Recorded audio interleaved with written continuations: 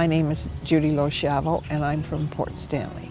My husband died on the 26th of November of 2007. We were engaged for almost a year, and then we were married in November of 1965. Tony was a very quiet man. He adored his children. He was a homebody. When we did things, the whole family did them. When Tony was well, he used to have coffee every morning at the Roxy restaurant, which is right across the street from where we're staying now. And he had always he was gone when I got up, and he came home after I'd had my breakfast. He liked to go to Mackey's. He liked their French fries and hamburgers. That was his favorite meal, French fries and a hamburger. He would do anything for anybody. He was good-hearted that way. He had really special qualities, and I would call him a very soft man. He worked in the steel mill, which I think started the congestive heart failure that ultimately caused his death. I got up first thing in the morning and I heard a noise. And I knew, he always got up before me, and I knew by the sound what it was. And when I went out of the bedroom, he was lying on the floor in the hall. He was still breathing, but he was in the last breathing stage. We have a greyhound, and our greyhound was standing over him.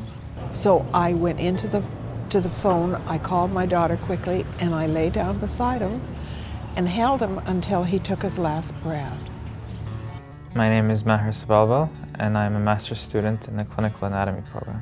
Well, the body bequeathal program is important because it adds another dimension of studying for the students. It introduces the concepts that you cannot learn about in textbooks or on a computer.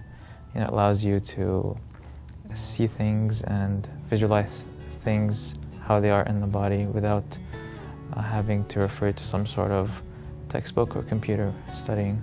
We had talked about it before. Neither of us were interested in big funerals. He doesn't like them, I don't like them.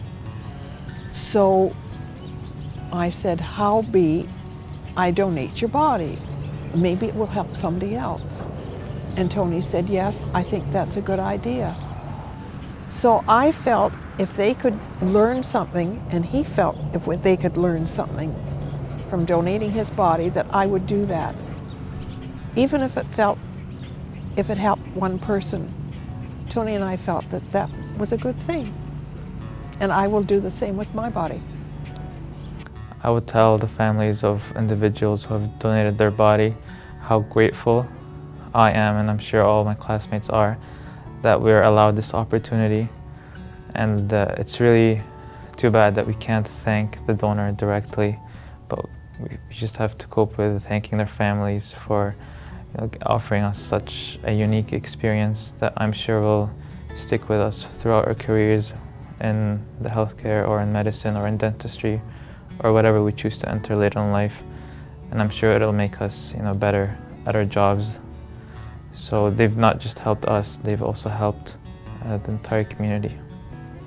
For anyone to donate a body, I think that the couple have to discuss it thoroughly, and I think they have to discuss it with their families.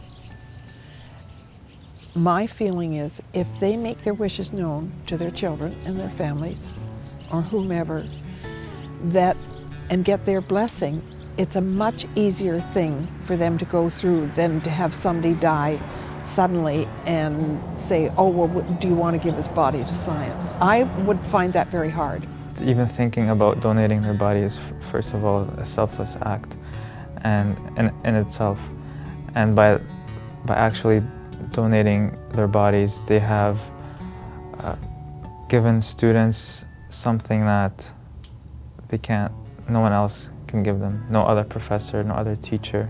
They themselves have become teachers to these students. And even though we won't know their names or what they did as a living, what kind of person they were, this image of them will stick in our head as this selfless a teacher who did not ask for anything in return? I would think it would mean a great deal to them. First of all, it's a learning tool. Second of all, they get a chance to do things that they would normally not be able to do on live patients. If you truly believe that when you die, your body leaves your soul, then all you're left with is a shell. The person you knew is not in that shell.